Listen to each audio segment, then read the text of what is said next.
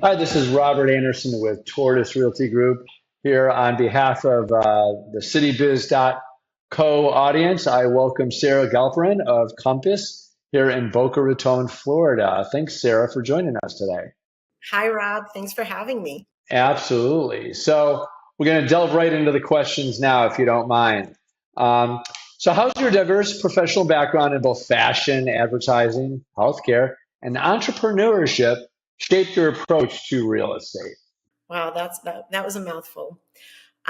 So I spent 10 years in fashion and advertising and 10 years in healthcare, mainly doing project management, sales, and marketing, which really are the core in real estate.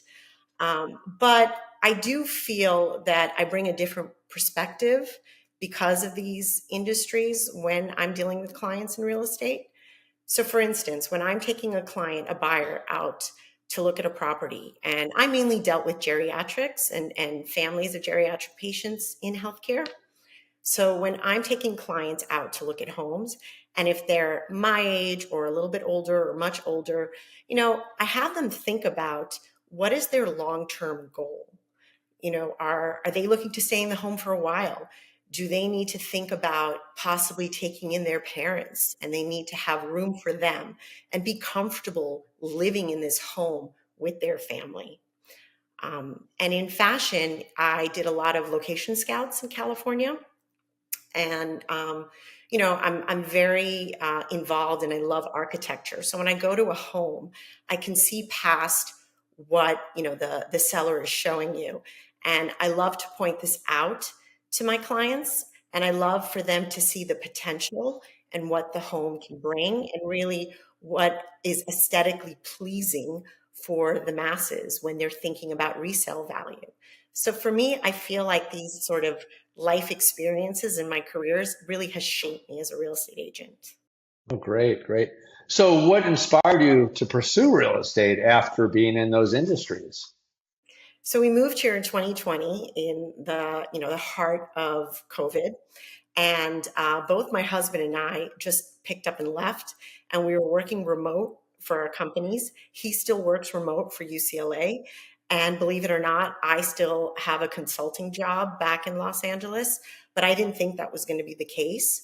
So when we moved here, I really had to think about what I can do for a career. And, I took a step back, and I'm like, I'm in my mid 40s.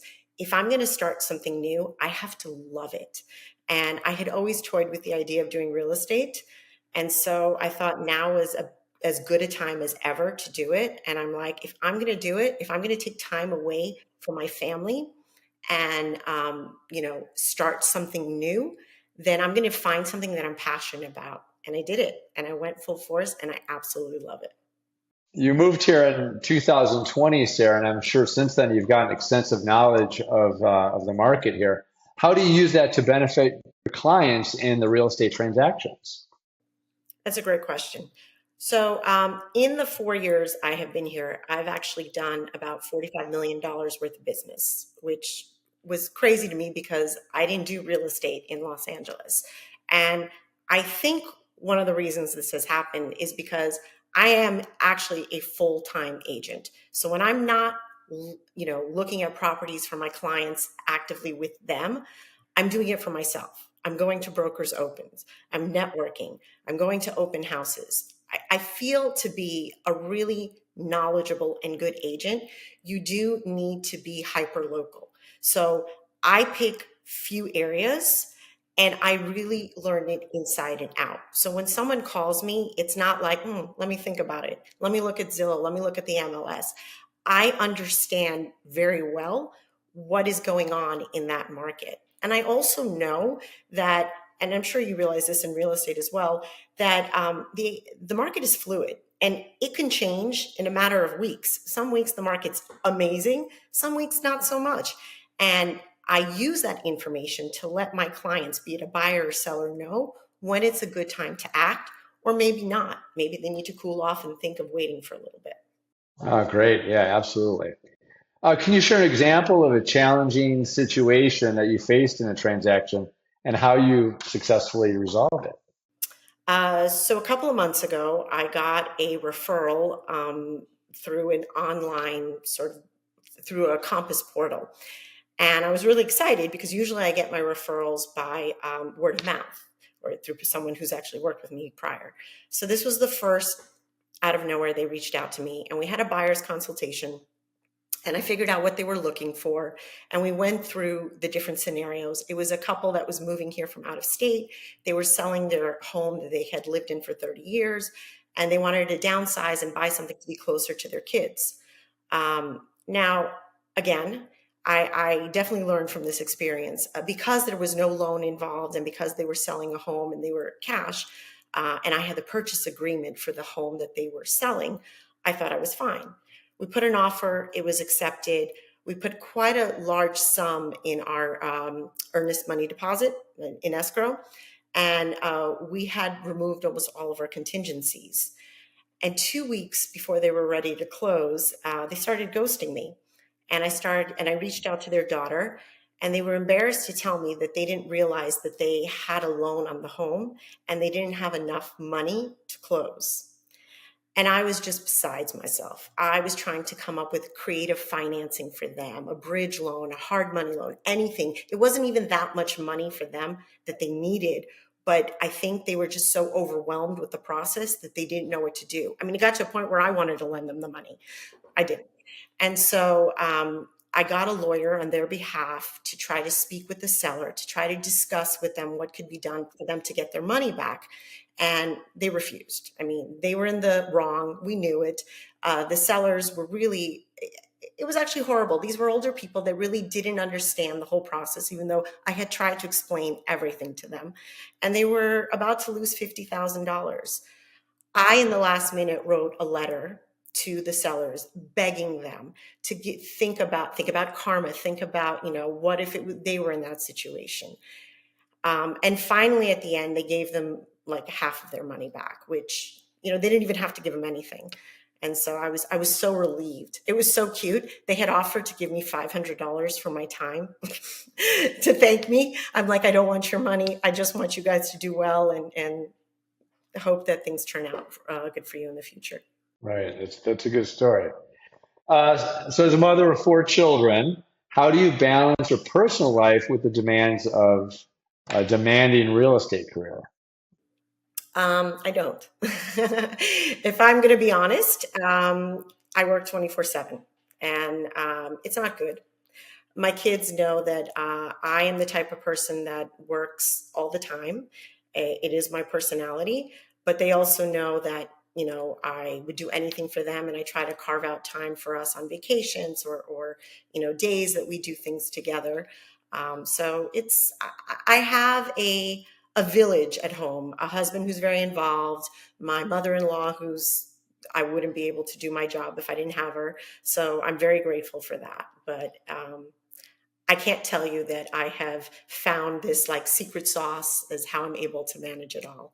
I pray each day that things go well and move on to the next. Yes, right, great. So, what strategies do you employ to ensure exceptional customer service, which I think you already told us some of that, and satisfaction for your clients throughout the buying or selling process? So I like to treat people the way I want to be treated. And because I've always been a businesswoman, I treat it very professionally. Like you have an option to work with anyone out there. If you choose me, I am very grateful for that. And I don't take that lightly. I think communication is key. It's very important to manage people's expectations from the get go. I outline everything from the beginning and I really try to keep to it. I do a lot of hand holding, probably more than I need to, but I'm learning as I go on, when to sort of scale back and when to go full force. So, really being able to communicate with my clients, set out examples of what I'm going to do and actually do it. I think overall they've been very happy with that, and that has attributed to my success. Oh, great. How do you stay updated on latest trends and developments in the area, and use that to provide value to your clients?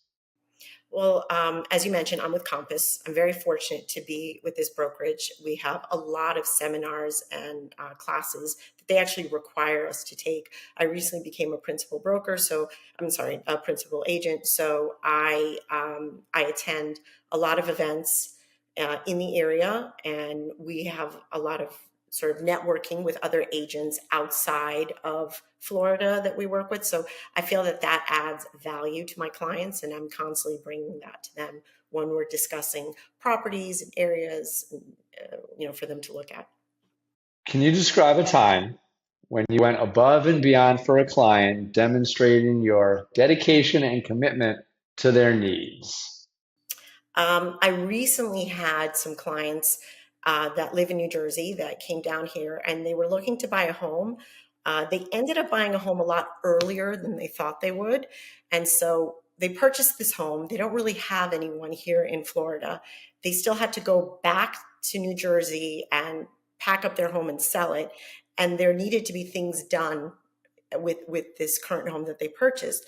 So I have been a house manager for the last 3 months with helping them take care of termites, fixing leaks in their pool, finding them contractors to renovate. I mean, my husband thinks I'm crazy. He's like, "What are you doing?" And, I think it's part of the job. They're over the moon. I don't think they had anticipated that I would be so involved and so helpful. Luckily, I had a little bit of a lag where I was in between clients. So I had some time to dedicate. So I spent a lot of time on helping them with that. And they were floored. Like I took care of a lot for them. And so I think it's part of the job. I think it's what's required. Some people think it's going above and beyond. For me, I think it's just what you get when you hire me as your agent. Can you describe specific examples of how relocating to Boca Raton, Florida has profoundly impacted your life, leading to positive changes and empowering you to embrace new opportunities and take risks that have enriched your life, in contrast to the limitations in staying in your familiar surroundings of Los Angeles? Um, I think anyone who's lived somewhere for a long period of time gets comfortable and doesn't want to try anything new, especially if you're in your mid 40s and you have children. You think that that's pretty much it. Moving here actually prompted both myself and my husband to really look outside of what we would normally do and try something else. He started a startup. I went into real estate, all of this while trying to juggle our full-time jobs at first and our family. And it's been amazing. Like we sort of opened ourselves up to new experiences that we normally wouldn't have done. So I will forever be grateful for this move. And I think anybody who's looking to sort of change their life has to see that you have to be open to these opportunities. And so I don't regret it for a second. And all of our friends and family back in Los Angeles, they look at what we did. They thought we were crazy at first. And now they've all said to us, "Wow, we could see how your lives have changed for the better. And, we're so proud of you." So I think that it's been such a great experience for us. Even my children, back in LA, the weather's pretty much beautiful all year round. In the summers, we sort of keep them home. They do like little day trips. Here, because the weather is not that great in the summer, we're sort of forced to send them to summer camp. And I would have never done this back in LA. And they love it. I mean, they've made, I think, friends for a lifetime, experiences that they would have never had. I mean, it seems silly, but just these little things, these moves have like profoundly changed our lives. No, absolutely. Well, thank you, Sarah. That was a great end of our conversation today, and appreciate your time. And on behalf of the CityBiz audience, we look forward to our next interview. Thank you, Sarah. Thank you.